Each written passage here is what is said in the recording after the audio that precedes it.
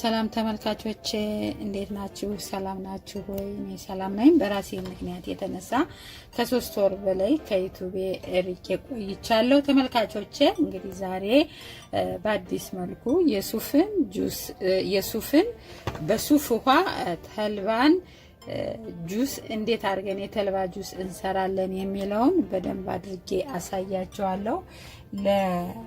ሁሉ ነገራችን ሱፍ ተልባ በጣም ጠቀሜታ ያለው ነው።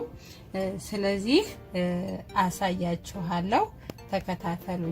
እዚህ ጋር እንግዲህ ላምሰው ያዘጋጀሁት በደንብ ለቅሜ አዘጋጅቼ አቅርቤዋለሁ። ያው ተልባ አይታጠብም፣ እናጥበዋለን ካልን ተያይዞ እዛው ነው የሚደርቀውና ስለዚህ ተልባን በደንብ መልቀም ነው እንጂ አይታጠብም። በዚህ አጋጣሚ የምነግራችሁ እዚህ ጋር ሱፍ ታጥቦ የተቀቀለ አዘጋጅቻለሁኝ። የበሰለ ነው፣ የተቀቀለ ነው ይሄ ሱፍ እንደምታዩተኝ። እዚህ ስኳር አዘጋጅቻለሁ። 2 ፍሬ ጤና አዳም ለጣዕም ወይም ለጠረኑ ደስ የሚል ነገር እንዲሰማን ለጤንነትም ጠቀሜታ አለው። ትንሽ ጨው አዘጋጅቻለሁ። ተልባውን የምፈጭበት ማሽን አቅርቤ ያለው ተመልካቾቼ እንግዲህ መጥበሻ ወፈር ያለ መጥበሻ አዘጋጅቻለሁ። በደንብ ገባ ሳይለው በመካከለኛ ቆላል ነው የምቆለው። በጥሬው ከሆነም ጥሩ አይደለም። ስለዚህ መካከለኛ አቆላል ነው የምንቆለው ሳናሳርር። እንግዲህ የጁስና ለመብል የምናዘጋጀው ወይም በእንጀራ የምንበለው የምናደርግበት የምናዘጋጀው አቆላል ይለያያል። በዚህ አጋጣሚ ልዩነቱን ማወቅ ይገባናል። ለጁስ የምናደርገው በነጩ ነው የምንቆለው ተመልካቾቼ። አሁን እንግዲህ መጥበሻችን እስኪሰማ ትንሽ መጠበቅ ጥሩ ነው። እጃችን ሳንጎዝን እንዲህ አድርገን ተፈነጣጥሮ ሁሉም ወደ ውጭ እንዳይወጣብን በጥንቃቄ ማማሰል ነው። እጃችን መቆም የለበትም።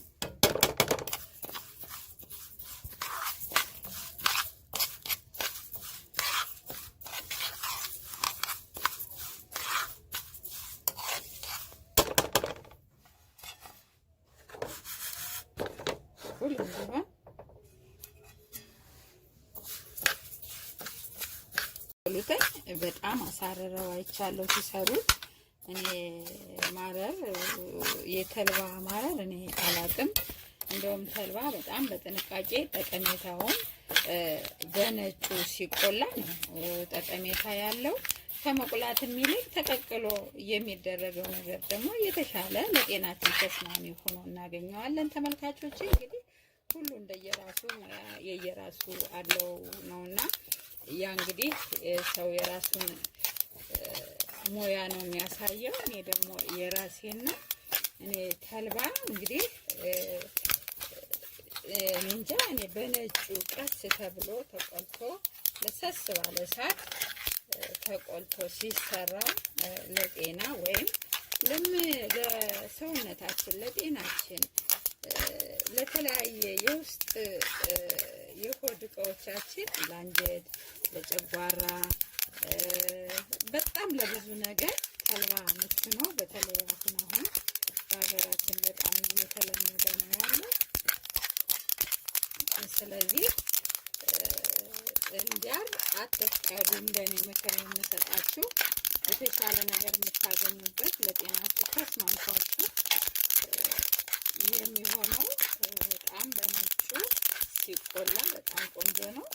በእንጀራ ለሚበላ ደግሞ ትንሽ ገባ ሲለው ከዚህ ትንሽ ገባ ሲለው የተሻለ ነው ተመልካቾች።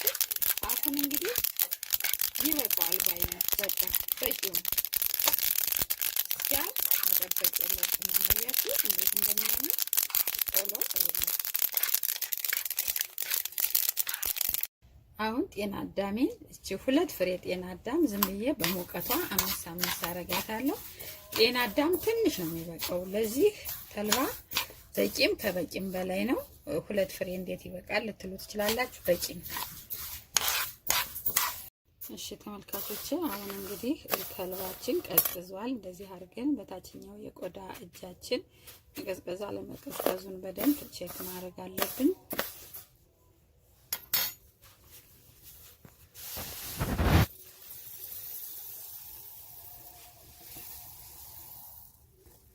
ወደ ማሽናችን ከተናል። እንግዲህ አሁን እንዲደቅልኝ አብሬ ላርገው ብዬ ነው።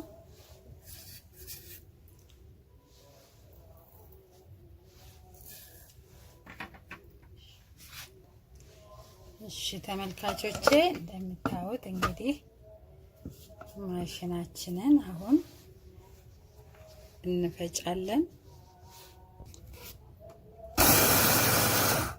አረፍ እያደረግን ማሽናችን በላሽልን።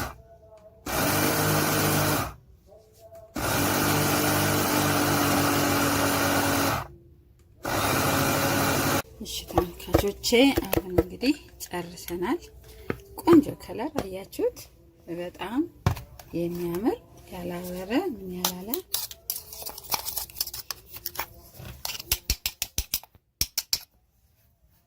ይኸው ቆንጆ ሆኖ ደቋል።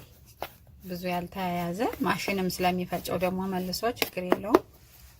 እሺ ተመልካቾቼ ሱፋችንን እንደዚህ አርጌ ፈጭቼ አጥልዬ አስተካክዬ አስቀምጫለሁኝ። አሁን ወደ ማሽን እናደርጋለን። እሺ ተመልካቾቼ እንግዲህ ሱፍ ጨምሬያለሁ። በጣም ቅባቱ ደግሞ ሁለቱ እንትን እንዳይልብን ቅባቱ እንዳይበዛብን ትንሽ ሱፉነን ቀጠን ማድረግ አለብኝ ብዬ ነው። ምክንያቱም በጣም ወፍራም ነው ያደረኩትኝ። ስለዚህ ቀጠን አድርጌዋለሁ። ስኳር እንደ ፍላጎታችሁ፣ ምክንያቱም ብዙ ስኳር የሚፈልጋለ፣ በትንሹ የሚፈልጋለ። እቺ የተወቀጠች ተልባ ናት የሚፈልጋለ። እሺ አሁን ተልባችንን እንጨምራለን የምንፈልገውን ያክል። አሁን ተልባችን አድርገናል። እያየን በጣም እንዳይወፍርብን፣ ያው ተልባ በተፈጥሮ የመወፈር ባህሪ ስላለው እንዳይወፍርብን እያየን እንጨምራለን ማለት ነው።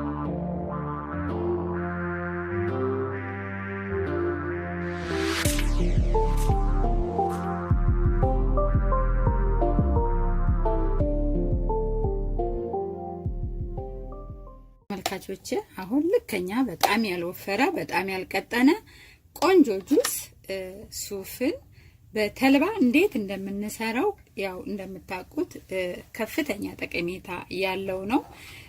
እንዳሳየዋችሁ በጣም ሳይወፍር የሱፍ ሆን አስተካክለን ከተጠቀምንበት በጣም እንደሚጣፍጥ ነው የምነግራችሁ። እጅግ ቆንጆ በጣም የሚጣፍጥ ጁስ ሰርተናል። አሁን ደግሞ አዘጋጅቼ ተመልሰን እንገናኛለን። ተመልካቾቼ እኔ ሰው አሰሩን እናጠነፍፈዋለን እናጠለዋለን እንዲህ እናደርገዋለን ይላል። ተልባ እንዴት ነው የሚጠለለው? የተልባ ጠቀሜታ ፍሬው ነው። እንደውም ከተፈጨው ይልቅ ፍሬውን መጠጣት የተሻለ ውጤት አለው ለሰውነታችን፣ ለጨጓራችን፣ ለአንጀታችን፣ ለማንኛውም ነገር። ስለዚህ ተልባ የሚጣል ምንም አሰር የለውም እንደኔ ማለት ነው። ጁስ መጠጣት ካለበት ባለበት እንደዚህ ሆኖ ነው እንጂ ተቀሮ ተጠሎ በማጠንፈፊያ መሆን የለበትም። እንግዲህ እናንተ የራሳችሁን ውሰዱ። እኔ የምለው ግን ጁሱ እንዲሁ ነው እንጂ የሚጠጣው ተጠንፍፎ ተጠሎ አይደረግም። በፍጹም ሊደረግም አይችልም። ተልባ እንደዚህ ነው የሚጠጣው። እንዴት እንደሚያምር አያችሁት? ለጤና ተስማሚ ምቹ ዶክተር ብንለው ተልባን በተለይ በአሁኑ ዘመናችን እጅግ በጣም ተወዳጅነትን ተፈላጊነትን በየሆቴሉ በየቤታችን በምሳ በራት ሰዓት ሁሉ በጣም ተፈላጊ፣ በተለይ በእራት ሰዓት ማታ ወደ መኝታ ከመተኛታችን በፊት አንዲት ብርጭቆ በዚህ ጠጥተን ብንተኛ እጅግ ጤናማ የሆነ ስሜት ተሰምቶ እናድራለን።